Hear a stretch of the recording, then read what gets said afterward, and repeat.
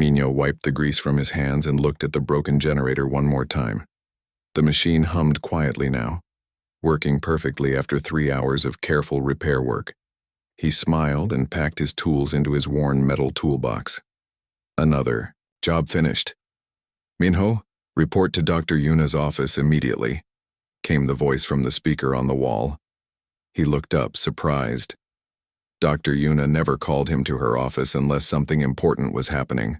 Minho walked through the long metal corridors of Kepler Station, passing other engineers and scientists going about their daily work.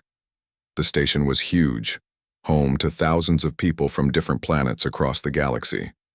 Dr. Yuna's office was on the upper level, with large windows that showed the stars outside. Minho knocked on the door and heard her voice telling him to come in. Dr. Yuna sat behind her desk, looking at a glowing screen. She was a smart woman who knew more about alien technology than anyone else on the station. "Sit down, Minho," she said, pointing to a chair. "I have a special job for you." Minho sat down and waited. Dr. Yuna turned her screen around so he could see it. The screen showed a picture of a large metal building on a rocky planet. The building looked strange, with curved walls and tall towers that reached toward a purple sky. "This is a Veltari research outpost," Dr. Yuna explained. "It's on a planet called Tethys 7 at the edge of Coalition space. The Veltari have been studying gravity there for many years." Minho nodded. He knew about the Veltari. They were made of silicon instead of flesh like humans, and they were very smart. Their technology was some of the best in the galaxy. "What's the problem?" Minho asked. Dr. Yuna touched the screen, and new pictures appeared. These showed graphs with red lines going up and down wildly. "Their power system is failing. The generators keep shutting down, and their computers are acting strange. The Veltari can't figure out what's wrong." "That's odd," Minho said. "The Veltari are good with machines. If they can't fix it, it must be something unusual." "Exactly," Dr. Yuna agreed. "That's why they asked for help. They specifically requested a human engineer. They think we might see something they missed." Minho felt excited. He had never worked on Veltari technology before. It would be a great chance to learn something new. But he also felt nervous. If the Veltari couldn't fix their own machines, the problem must be very difficult. "When do I leave?" he asked. "Tomorrow morning," Dr. Yuna said. "Captain Jiho will take you there on his ship. The trip will take 3 days." She handed him a datapad. "Study these files. They have all the information about the outpost and its equipment." Minho took the datapad and stood up. "I won't let you down, Dr. Yuna." She smiled. "I know you won't. You're one of our best engineers. If anyone can solve this problem, it's you." The next morning, Minho arrived at the docking bay carrying his toolbox and a small bag of clothes. The ship waiting for him was called the Horizon's Edge. It was a medium-sized transport vessel, painted white with blue stripes. Captain Jiho stood near the loading ramp, talking to a young woman with short black hair. "You must be Minho," Captain Jiho said, walking over with a friendly smile. "I'm Jiho, and this is Hana, my pilot." Hana waved at Minho. "Nice to meet you. Ready for a little adventure?" "I think so," Minho replied, though he wasn't entirely sure what he was getting into. The ship's interior was clean and comfortable.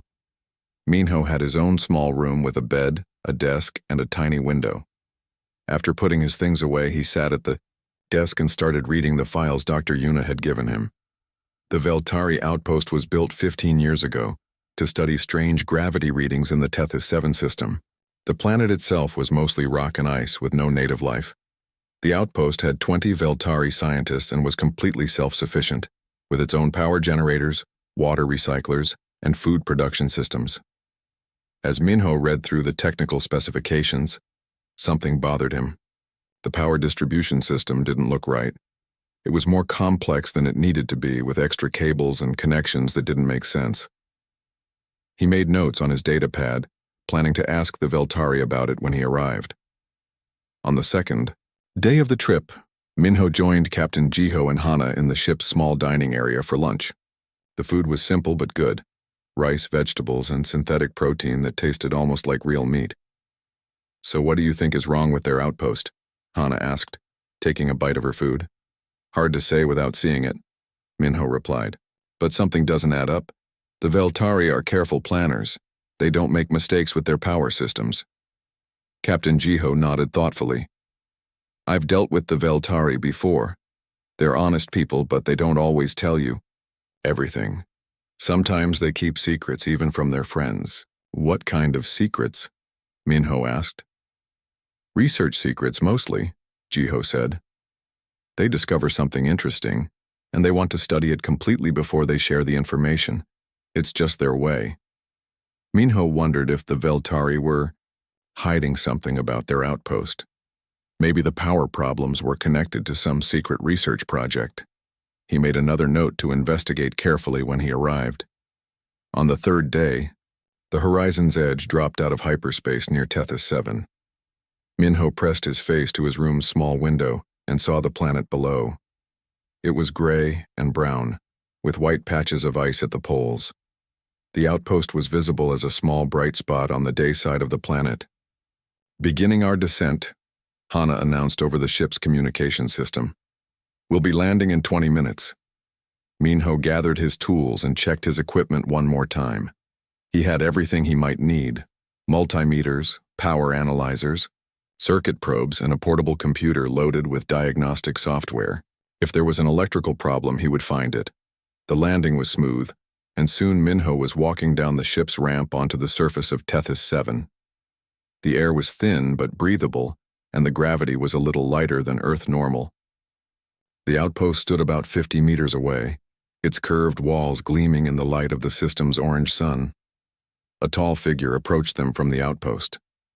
It was a Veltari, walking on 4 legs with 2 arms and a head that looked somewhat like a crystal formation. The Veltari spoke through a translation device that hung around its neck. Welcome to Outpost Tethys 7, the alien said in perfect English. I am Researcher Velkos, the facility director. Thank you for coming to help us. I'm Minho, he replied. This is Captain Jiho and Pilot Hana. I'm here to look at your power problems. Velkos seemed nervous, shifting from one leg to another. Yes, the power problems. They have been getting worse each day. We are very grateful for your assistance. As they walked toward the outpost, Minho noticed something strange. His portable instruments were picking up energy readings that didn't match what he expected from the facility's equipment. There were low-frequency vibrations coming from somewhere underground, like a very slow heartbeat. Researcher Velkos, Minho said, are you conducting any experiments that might affect the power grid? The Veltari paused for a moment before answering. We study gravity anomalies, nothing more. The experiments require very little power. But Minho's instruments told a different story.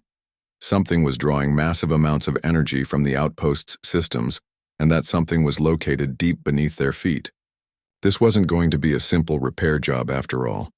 As they entered the outpost through the main airlock, Minho felt a strange tingling sensation, as if the air itself was charged with electricity. Whatever was causing the power problems, it was getting stronger. He had the uncomfortable feeling that his arrival had somehow made it worse. The adventure was just beginning. The inside of the Veltari outpost was unlike anything Minho had ever seen. The walls curved smoothly upward, meeting at rounded corners that seemed to flow like water. Soft blue lights ran along the ceiling, providing gentle illumination throughout the corridors. Everything was clean and organized, exactly what he expected from Veltari engineering. Researcher Velkos led them through the main corridor to a central room filled with monitoring equipment. Screens showed graphs and numbers that tracked the outpost's various systems. Several other Veltari worked at different stations, their crystal-like heads reflecting the light from their displays. This is our control center, Velkos explained. From here, we monitor all the equipment in the facility. Minho looked at the screens and immediately saw the problem. The power consumption readings were going crazy, jumping up and down every few seconds. Sometimes the generators were working at full capacity, other times they were barely running at all. When did this start? Minho asked, setting down his toolbox. 3 weeks ago, Velkos replied. At first it was just small fluctuations. We thought it might be a problem with our measuring equipment. but it has gotten worse every day. Young Veltari approached them. Unlike the others, this one was smaller and moved with quick, nervous energy. "This is Technician Sola," Velkos said. "She has been working on the power problem since it began." Sola's translation device crackled as she spoke. "I have run every diagnostic test I know. The generators are working perfectly. The distribution cables are fine, but something is stealing our power." "Stealing it?" Minho asked. "What do you mean?" Sola pointed to a screen that showed the outpost's power grid. Red lines indicated where energy was flowing. "Look here.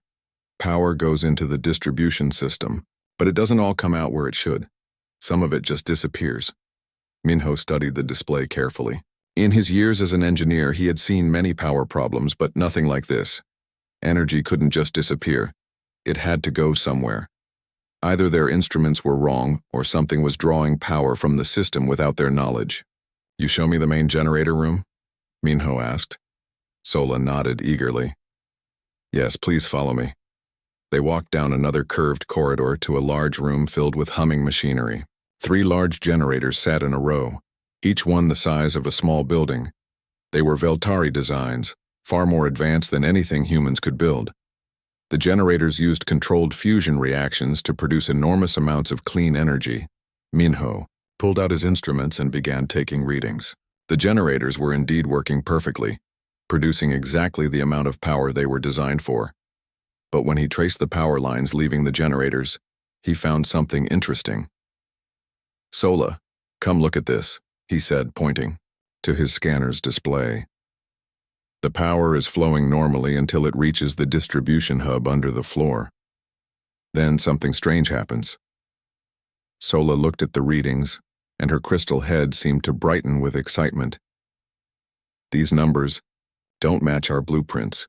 There should not be this much power flowing downward." "Downward?" Minho asked. "What's below the distribution hub?" "Just rock," Velkos said, appearing behind them. "We built the outpost on solid bedrock, but Minho's deep penetrating scanner was telling a different story." He adjusted the settings and pointed it at the floor. The device sent out special waves that could see through rock and metal. What it showed made him gasp. "That's not just rock down there," he said, showing the display to the others. "There's something artificial about 50 meters below us, something big." The Veltari looked at each other in confusion. Velkos spoke first.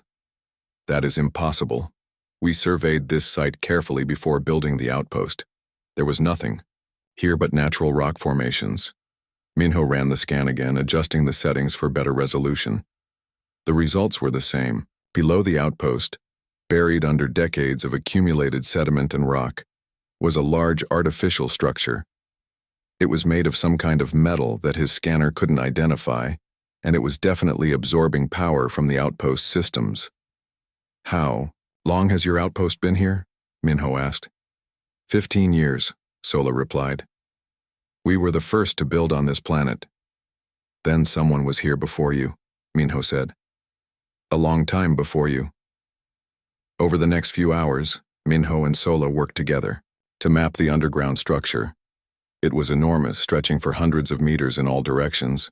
The power drain seemed to be coming from a central area directly beneath the outpost's main building. "We need to excavate," Minho said finally.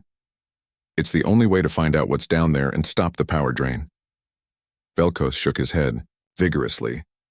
"Absolutely not. We cannot risk damaging the outpost's foundation. What if the structure collapses?" "With respect, researcher Velkos," Minho said, "your power systems are failing. If we don't find the source of the problem, your outpost won't be able to function much longer anyway." Sola supported Minho's idea. "The human is right. We need to know what is stealing our power. I can use the mining equipment from our geological survey kit." After much discussion, Velkos finally agreed to a limited excavation. They would dig down just far enough to expose the top of the buried structure and see what they were dealing with. The mining equipment was surprisingly advanced. Laser cutters sliced through rock like butter, while gravity manipulators moved the debris aside. Within a few hours, they had cleared a hole 3 meters wide and 20 meters deep. At the bottom of the hole, Minho's lights reflected off a smooth metal surface. The metal was unlike anything he had seen before. It seemed to absorb and reflect light at the same time, creating an almost hypnotic shimmer. There are markings on it, Sola observed, pointing her own light into the hole. Minho rappelled down on a safety rope to get a closer look. The metal surface was covered with intricate symbols that seemed to flow across the surface like living things. They weren't carved into the metal. They appeared to be part of its structure, as if the symbols had been grown rather than made. Can anyone read these? Minho called up to the others. I am uploading them to our language database, Velkos replied. A few minutes later he called back down. No matches found. The script is completely unknown. As Minho examined the symbols more closely, something unexpected happened. The metal surface suddenly grew warm under his touch, and the symbols began to glow with a soft blue light. At the same moment, alarms started ringing throughout the outpost. What's happening up there? Minho shouted. Sola's voice came down through the communication device. The power systems just stabilized. All the fluctuations have stopped. Minho quickly climbed back up the rope. When he reached the surface, he found the Veltari gathered around their monitoring equipment in amazement. The graphs that had been jumping wildly for weeks were now showing steady, normal readings. The power drain has stopped, Sola said, her voice filled with wonder. But now we're detecting something else. She pointed to a new display that showed electromagnetic activity. Regular pulses of energy were coming from the buried structure, forming complex patterns that looked almost like a language. It's trying to communicate, Minho realized. Whatever's down there, it knows we found it. Velkos looked worried. We should contact the coalition immediately. This discovery is beyond our expertise. But before anyone could send a message, the patterns on the display changed. The electromagnetic pulses suddenly formed a clear signal, a series of mathematical sequences that any intelligent species would recognize. Prime numbers, followed by the Fibonacci sequence, then basic geometric relationships. It's showing us that it's intelligent, Minho said softly. And it wants us to know. Captain Jiho's voice crackled over the communication system from his ship. Minho, are you seeing this? My instruments are picking up massive energy signatures from your location. What did you find down there? Something that's been waiting a very long time for someone to find it, Minho replied. As if responding to his words, the buried structure pulsed with brighter energy. The symbols on the exposed metal surface began to move faster, creating patterns that seemed to flow toward a specific point, a circular area that looked like it might be some kind of entrance. I think it wants us to go inside, Sola said quietly. Velkos backed away from the excavation site. This is beyond our authority. We must wait for instructions from the coalition. But Minho was already preparing his equipment for a deeper dive. Whatever was buried beneath the outpost had been drawing power for weeks, and now it was actively trying to communicate. This was the discovery of a lifetime, and he wasn't going to wait for bureaucrats to decide what to do about it. Sola, he said, help me set up lighting equipment. We're going to find out what's down there. The young Veltari hesitated for a moment, then nodded eagerly. Yes, we must know the truth. As they prepared for their descent into the ancient structure, none of them realized that they were about to uncover a secret that would change everything humanity thought it knew about its place in the galaxy. Minho and Sola spent the next hour setting up equipment around the excavation site. They ran power cables down into the hole and installed bright lights that would illuminate whatever lay beneath the metal surface. The circular area that looked like an entrance was now glowing steadily, the symbols around it moving in slow, hypnotic patterns. Velkos paced nervously around the site, occasionally stopping to check his communication equipment. I have sent emergency messages to the coalition, he announced. They are dispatching a research team, but it will take at least 2 days for them to arrive. We can't wait 2 days, Minho said, testing his repelling equipment. Whatever's down there has been waiting for contact. The longer we delay, the more unstable the situation might become. Sola agreed with him. The electromagnetic signals are getting stronger. Look at the patterns. She pointed to her scanner, which showed the buried structure was now producing organized data streams. The signals weren't random. They followed complex mathematical relationships that suggested advanced intelligence. It knows we're here, Minho continued, and it's trying to show us it's safe to approach. With careful movements, Minho lowered himself down the hole again. This time Sola followed him, her 4 Veltari legs making the descent look easy. When they reached the metal surface, the circular area pulsed brighter, and they could see that it wasn't solid metal at all. It was some kind of opening mechanism. "Stand back," Minho warned, placing his hand on the glowing symbols. The moment his skin touched the metal, everything changed. The symbols flashed brilliant white, and the circular section began to rotate. With a soft humming sound, it spiraled open like the iris of a camera, revealing a shaft that led deeper underground. "Incredible," Sola whispered. "It only responds to human touch." "How can you tell?" Minho asked. Sola reached out with one of her crystalline appendages and touched the same spot. Nothing happened. The symbols remained dim, and the opening stayed exactly the same size. "Try again," she suggested. Minho placed his hand back on the symbols, and immediately they blazed with light. The opening widened further, revealing a tunnel that led down into the structure. "It's designed for humans," Minho realized. "But that's impossible. Humans have only been in space for a few decades." They climbed down into the tunnel, their lights revealing smooth walls made of the same strange metal. The tunnel was exactly the right size for humans to walk through comfortably. Too small for most Veltari, but perfect for beings about Minho's height. After walking for about 50 meters, the tunnel opened into a vast chamber. Minho and Sola stood at the entrance, speechless at what they saw. The chamber was enormous, easily 100 meters across and 30 meters high. The walls were covered with more of the flowing symbols, and in the center stood a structure that looked like it was made of crystal and metal combined. "This is incredible," Sola said, her translation device barely keeping up with her excited speech. "The technology here is far beyond anything our species have achieved." Minho walked toward the central structure, his footsteps echoing in the vast space.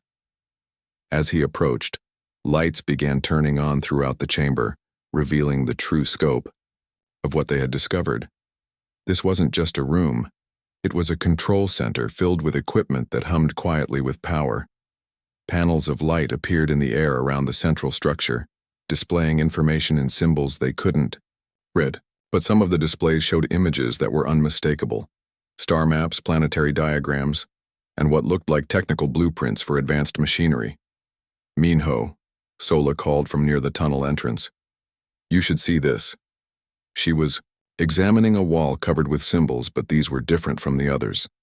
They weren't flowing and changing. They were static, carved deep into the metal like permanent records. "These symbols," Sola said, running her appendage along the carvings. "Some of them match patterns in our historical database, very old patterns from ruins found on different worlds." "How old?" Minho asked. "Millions of years," Sola replied quietly. As if responding to their conversation, the central structure suddenly activated. A beam of light shot up from its crystalline core, and in the light, a figure appeared. It was a hologram, but incredibly detailed and lifelike. The figure looked humanoid, about the same height as Minho, with features that were definitely familiar. "Greetings," the hologram said in perfect English. "I am Archive Keeper Dane. I have been waiting for your return." Minho and Sola stared at the hologram in shock. The figure looked almost human, but there were subtle differences. Slightly larger eyes, more angular features, and skin that seemed to shimmer with an inner light. "Return?" Minho managed to say. "I don't understand." Archive Keeper Dane smiled, an expression that was both alien and strangely familiar. "You are human, are you not? The children of Earth, the descendants of the first builders?" "First builders?" Sola asked. "What are the first builders?" Dane turned to look at her, studying her crystalline form with interest. "Ah, you are Veltari. Your people have done well with the foundations we left for them. We hoped you would find these archives eventually." "What are you talking about?" Minho demanded. Who are the first builders? The first builders were your ancestors, Diane explained patiently. An early branch of humanity that achieved interstellar travel millions of years ago.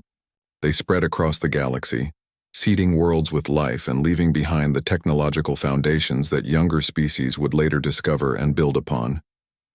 The implications of what Diane was saying hit Minho like a physical blow.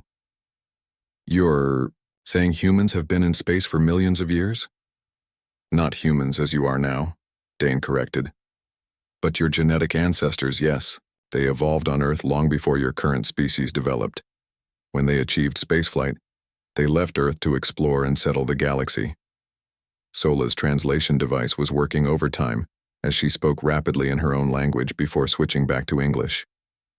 This explains so much. The mathematical constants we find in ruins across the galaxy, the similar technological principles that different species developed independently, they weren't independent at all. Diane nodded approvingly. The Veltari are indeed wise. Yes, what you call independent development was actually the rediscovery of technologies the first builders left behind. They wanted to guide the evolution of younger species without directly interfering. But what happened to them? Minho asked. Where did the first builders go? Dane's expression grew somber. They faced a great threat, something that consumed entire star systems, leaving nothing but empty space behind. The first builders called it the void hunger. Images appeared in the air around them, star maps showing vast sections of the galaxy that were completely empty, devoid of stars, planets, or any matter at all. The empty regions formed a pattern, as if something had deliberately carved holes in the fabric of space itself. The first builders fought this threat for thousands of years, Dane continued, but they realized they could not defeat it with the resources they had. So they made a difficult choice. They scattered across the galaxy, hiding their knowledge and technology in secret archives like this one. And they sent a group back to Earth to preserve the human species in safety, while the galaxy healed. Earth was a sanctuary, Minho said, understanding beginning to dawn. Yes, Dane confirmed. Hidden and protected, where humanity could evolve and develop naturally until the time came for your return to the stars. That time is now. Sola was studying the star maps with fascination. These empty regions, they're still empty. We have observed them but never understood what caused them. The void hunger sleeps, Dane said. But it is not gone, and your activation of this archive has sent a signal across the galaxy. Other archives are awakening. The ancient network is coming online. Is that good or bad? Minho asked. Both, Diane replied grimly. The archives contain the knowledge and technology humanity will need to finally defeat the void hunger. But the signal that awakens them also announces humanity's return. And the void hunger has been waiting for that signal for a very long time. Suddenly, alarms began sounding throughout the chamber. The crystal structure pulsed with urgent red light, and Dane's image flickered. What's happening? Minho shouted, over the noise. Coalition ships are approaching, Dane said. Dr. Yuna and Admiral Dongyun are aboard. They detected the archive's activation from their base on Kepler Station. Minho felt a mix of relief and worry. Dr. Yuna would understand the importance of this discovery, but Admiral Dongyun was a military leader. He might want to classify everything and lock it away from the public. Diane, Minho said urgently. What do we need to know right now? What's the most important thing? That this is only the beginning, Diane replied. There are hundreds of archives scattered across the galaxy, each containing pieces of the knowledge your species will need. You must find them and unlock them before the void hunger awakens fully. How long do we have? Sola asked. Dane's image began to fade as the alarms grew louder. Unknown. It could be years, or it could be days, but the signal has been sent. The ancient enemy will know that humanity has returned to the stars. The hologram disappeared, leaving Minho and Sola alone in the chamber with only the humming of ancient machinery and the distant sound of ships landing on the surface above. When Minho and Sola climbed out of the excavation site, they found the outpost buzzing with activity. 3 coalition ships had landed near the horizon's edge, and people in uniforms were setting up equipment around the dig site. Minho recognized Dr. Yuna immediately, but the tall man in an admiral's uniform was someone new. "Minho," Dr. Yuna called out, rushing over to him. "Are you all right? We detected massive energy signatures from this location. What did you find down there?" Before Minho could answer, the man in the admiral's uniform approached them. He was older than Dr. Yuna, with gray hair and sharp eyes that seemed to take in everything around him. "I'm Admiral Dong-Yun," he said, extending his hand to Minho. "Coalition Defense Force, Dr. Yuna tells me you're responsible for this discovery." "I was just trying to fix their power problems," Minho replied, shaking the admiral's hand. "I didn't expect to find an ancient alien facility." "Ancient human facility," Sola corrected, her translation device crackling. The archive keeper was very clear about that. Admiral Dong-Yun raised an eyebrow. "Archive keeper? You made contact with whoever built this?" Dr. Yuna pulled out a recording device. "Tell us everything from the beginning." For the next hour, Minho and Sola described their discovery. They explained how the power drain led them to the buried structure, how it responded only to human touch, and their conversation with archive keeper Dane. Dr. Yuna recorded everything, occasionally asking questions for clarification. When they finished, Admiral Dong-Hyun was quiet for a long moment. "If what you're telling us is true, this is the most significant discovery in galactic history." "It is true," came a voice from behind them. They turned to see Dane's holographic image appearing near the excavation site. "And it is only the beginning." The coalition personnel immediately drew their weapons, but Admiral Dong-Yun held up his hand. "Stand down, it's a hologram." Dane looked around at the assembled crowd with interest. So many species working together. The first builders would be pleased to see what the galaxy has become. Dr. Yuna stepped forward, her scientific curiosity overcoming any fear. "Archive Keeper Dane, I'm Dr. Yuna, Xenotechnology Specialist. Can you tell us more about these first builders?" "Of course," Dane replied. "But first you should know that other archives are awakening across the galaxy. The network that has slept for millions of years is coming online." As if to prove his point, Admiral Dong-Hyun's communication device began beeping urgently. He answered. It spoke quietly for a moment, then looked up with a grim expression. "Reports are coming in from all across Coalition space," he said. "Ancient structures are activating on dozens of worlds. Some of them are emerging from underground. Others are powering up after being dormant for eons." "The awakening has begun," Dane said simply. "Now I can show you the true scope of what the first builders accomplished." The hologram gestured, and suddenly the air around them filled with images. Star maps appeared, showing the entire galaxy in incredible detail. But this wasn't like any star map they had seen before. This one showed the galaxy as it was millions of years ago, with trade routes, settlements, and vast construction projects that spanned thousands of light years. "This is what the galaxy looked like during the height of first builder civilization," Dane explained. "They didn't just visit worlds, they transformed them. They moved planets into better orbits, created artificial stars to warm cold worlds, and seeded life throughout the galaxy." Dr. Yuna stared at the images in amazement. "The genetic diversity we see in different species across the galaxy, it's not natural evolution, is it?" "Partly natural, partly guided," Dane confirmed. "The first builders wanted to ensure that intelligent life would flourish. They gave evolution gentle pushes in the right direction." One of Dr. Yuna's assistants, a young woman named Dr. Yunji, stepped forward. "Are you saying that all the species in the coalition are related? That we're all connected to humanity somehow?" "In a sense, yes," Diane replied. "The first builders shared genetic material between worlds, ensuring that intelligence and consciousness would develop along similar paths. They wanted to create a galaxy where different species could understand and work with each other." Sola had been quiet during this exchange, but now she spoke up. "That explains why we can all use similar mathematics, why our technologies follow similar principles. We're not separate evolutionary paths. We're part of the same grand design." Admiral Dong-Yun looked troubled. "You mentioned a threat. This void hunger. Is that why the first builders disappeared? Dane's expression grew serious, and the cheerful star maps were replaced by much darker images.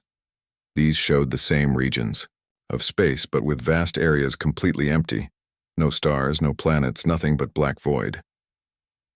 The void hunger is not a species or a natural phenomenon, Dane explained. It is something far worse. It exists to consume and destroy, leaving nothing behind. It feeds on the energy of stars, the matter of planets, even the fabric of space itself. Where did it come from? Dr. Yuna asked. We don't know, Dane admitted. The first builders encountered it when they reached the edge of the galaxy. At first they thought it was just an unusual cosmic phenomenon, but then entire star systems began disappearing. The images showed the progression of the threat over time. What started as small empty spots in space gradually grew larger, consuming everything in their path. The first builders tried to fight back, building massive defense stations and weapons that could destroy planets, but nothing worked. For every star system they saved, 2 more would disappear, Dane continued. The void hunger wasn't just consuming matter and energy. It was learning from their attacks, adapting to their weapons. Dr. Yunji was taking notes rapidly on her datapad. How did the first builders escape? They didn't escape, Dane said quietly. They made a sacrifice. The greatest minds of their civilization worked together to create a solution. They couldn't defeat the void hunger directly, but they could deny it the one thing it needed most. What was that? Minho asked. Intelligence, Dane replied. The void hunger feeds on more than just matter and energy. It consumes consciousness, intelligence, the spark of life that makes thinking beings special. The first builders realized that if they removed all intelligent life from the affected regions, the void hunger would have nothing to feed on and would eventually go dormant. The implications of this statement hit everyone at the same time. Admiral Dongyun spoke first. They sacrificed themselves to save the galaxy. Most of them, yes, Dane confirmed. They evacuated as many people as possible to the far edges of the galaxy. But millions stayed behind to operate the final evacuation fleets. And they sent a special group back to Earth, the ancestors of modern humanity, to preserve the species in safety. That's why Earth was isolated, Dr. Yuna realized. You kept us hidden until the galaxy was safe. Until now, Dane said ominously. The activation of the archive network has sent a signal across the galaxy. The void hunger has been sleeping for millions of years, but that signal is like a beacon. It knows that intelligent life has returned to the stars. Admiral Donghyun's communication device was beeping constantly now. He answered it again, and this time his expression grew even more grim. Sir, came the voice from the device. We're receiving reports of spatial distortions at the edge of Coalition space. Something is moving in the empty regions. How long do we have? Admiral Donghyun asked Dane. Unknown, the archive keeper replied. The void hunger moves slowly when it first awakens, testing and probing, but once it begins consuming star systems again, its growth will be exponential. What can we do? Minho asked. The first builders were far more advanced than we are now, and they couldn't stop it. But they learned from their failure, Dane said, and for the first time, his expression showed hope. The archives contain more than just history. They contain the solution the first builders developed during their final years, a way to defeat the void hunger once and for all. What kind of solution? Dr. Yuna asked. The first builders discovered that the void hunger has a weakness, Dane explained. It can only exist in areas where consciousness is present. But they also learned that consciousness itself can be weaponized against it. The archives contain the blueprints for a weapon that turns the void hunger's greatest strength into its greatest vulnerability. Dr. Yunji looked up from her notes. You're talking about using consciousness as a weapon? How is that possible? The human mind is more powerful than you realize, Dane said. When properly enhanced and networked with others, human consciousness can reshape reality at the quantum level. The first builders called it the consciousness synthesis, a joining of minds that can literally rewrite the laws of physics in a localized area. Admiral Dongyun stepped forward. How many people would this require?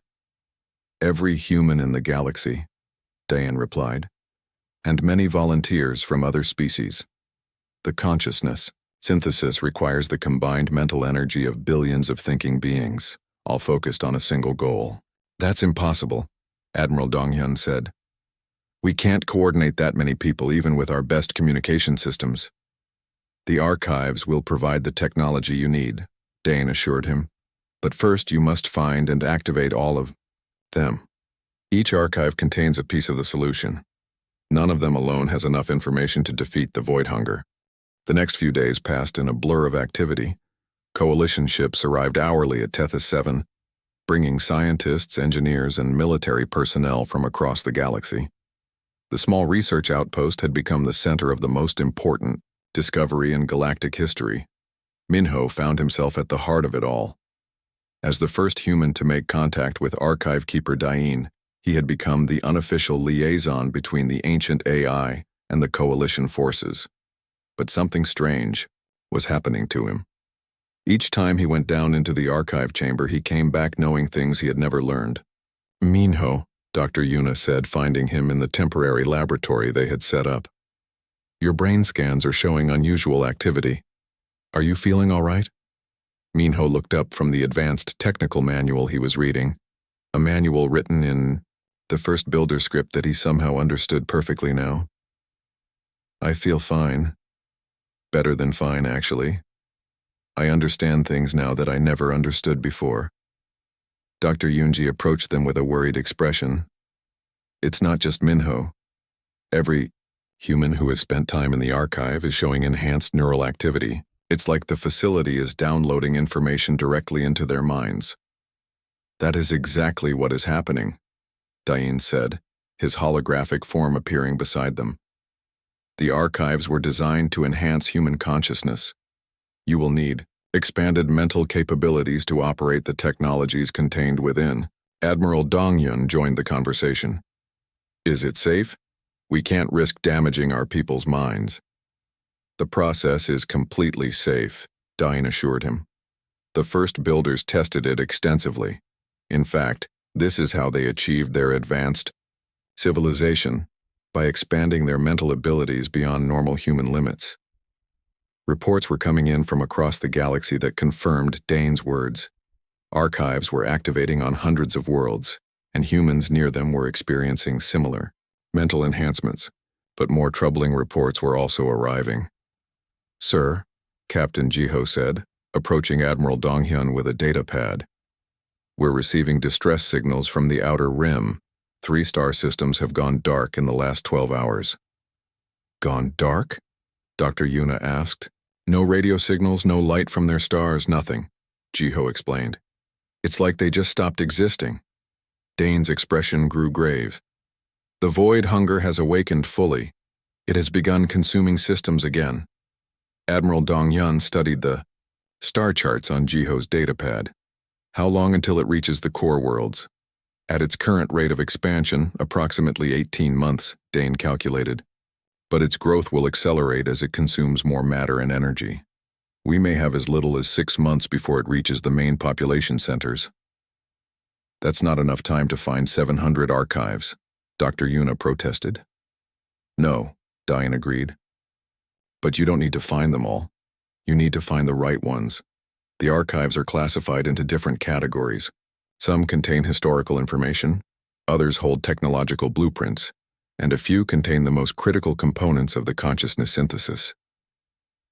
Which ones do we need first? Minho asked. The knowledge flowing into his mind from the archive was telling him that time was running out faster than anyone realized. There are 12 prime archives, Dane explained. These contain the core components of the synthesis technology. Without them, the weapon cannot be built. I am uploading their locations to your databases now. New star charts appeared in the air around them, showing the positions of the 12 prime archives. They were scattered across the galaxy, some in coalition space, others in neutral territories, and a few in regions that were completely unexplored. Some of these are in hostile territory, Admiral Donghyun observed. It will take military expeditions to reach them.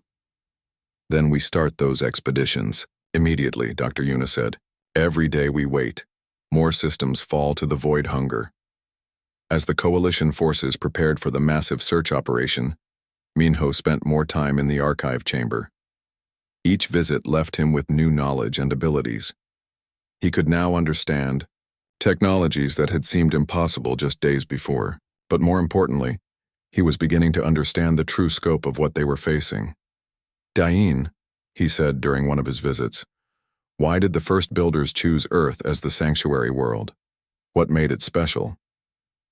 "Earth was not chosen randomly," Dain replied. "It has unique properties that make it ideal for developing consciousness. The electromagnetic field, the gravitational conditions, even the composition of the atmosphere. Everything about Earth enhances mental development. That's why humans are compatible with the archives," Minho realized. "Precisely. Humans raised on Earth develop a form of consciousness that is uniquely suited to the consciousness synthesis. Other species can participate, but humans must be at the center of the network." Sola entered the chamber, moving with the graceful gait of her species. She had become fascinated by the archive's technology and spent almost as much time there as Minho did. "The Veltari Council has voted," she announced. "We pledge all our resources to the search for the Prime Archives. Our fastest ships are already heading to 3 of the locations." "And the other coalition species?" Minho asked. "The same," Sola replied. "When the Valdorian Empire learned that their homeworld exists, because the first builders terraformed it millions of years ago, they immediately offered their entire fleet. The Zephyrian Federation, the Cantoran Republic, everyone is mobilizing." "What about species outside the coalition?" Dain asked. Sola's translation device crackled with what might have been the Veltari equivalent of laughter. "When we showed them the recordings of the void hunger-consuming star systems, they decided that old political differences were not important anymore. Over the following weeks, the galaxy transformed into a massive treasure hunt. Ships from dozens of species raced to find and activate the Prime Archives. Each successful activation brought new technologies and knowledge, but also painted a clearer picture of the enormous challenge they faced. The consciousness synthesis wasn't just a weapon, it was a complete reconstruction of reality in the local area. It required technology that could link billions of minds across interstellar distances, focus their combined mental energy into a coherent force, and then use that force to literally rewrite the laws of physics. "It sounds impossible," Dr. Yunji said during one of the daily briefings. She had been studying the technical specifications that the archives were providing. "We're talking about turning thought into a physical force that can affect matter at the subatomic level." "The first builders did it before," Minho reminded her. His enhanced mind was now capable of understanding the complex mathematics involved, and they did it with technology that was primitive compared to what the archives are giving us now. "Have you seen the latest reports from the Outer Rim?" Admiral Donghyun asked grimly. "The void hunger has consumed 50 star systems in the HFY last month. It's accelerating." The race was becoming desperate. 9 of the 12 Prime Archives had been found and activated, but the remaining 3 were in areas that were increasingly dangerous to reach. The void hunger wasn't moving randomly. It seemed to be deliberately targeting systems that contained archives. "It knows what we're doing," Dain confirmed during an emergency council meeting. "The void hunger has a form of intelligence. It remembers the first builders and their attempt to create the consciousness synthesis. It's trying to prevent us from completing the weapon." "Then we need to move faster," Dr. Yuna said. "How close are we to having enough components?" "Very close," Minho replied. The archive knowledge in his mind was now so extensive that he could visualize the entire synthesis network. "We have everything we need except the final control algorithm. That's contained in the last 3 Prime Archives. 2 of those archives are now in void hunger territory," Admiral Donghyun reported. "The 3rd is on a world at the very edge of the galaxy. It will take months to reach it." "No," Minho said suddenly. Something in the archive knowledge was telling him they had another option. "There's another way. The archives can be networked together. If we connect all the ones we've found, their combined knowledge might be enough to reconstruct the missing components." "Is that possible?" Dr. Yuna asked. The first builders designed the system with redundancy, Dane explained. They knew that not all archives would survive millions of years. The network can fill in gaps in the data by extrapolating from existing information. Then let's do it, Admiral Dongyun said. How long will it take? To network the archives and synthesize the missing data? About 6 days, Minho calculated. To build the actual synthesis device and test it? Another 2 weeks. The void hunger will reach the first core worlds in 3 weeks, Admiral Donghyun said quietly. Then we'll be ready just in time, Dr. Yuna said, with more confidence than she felt. As the teams worked frantically to network the archives and construct the consciousness synthesis device, reports continued to arrive from the outer rim. The void hunger was consuming star systems at an ever-increasing rate, leaving nothing but empty space behind. But there were also reports of ancient battle stations and defense platforms coming online throughout the galaxy. The first builders. Final gifts to their descendants. Look at this, Sola said, showing Minho a star chart. Hundreds of ancient installations were marked across the galaxy, all of them now active and under human control.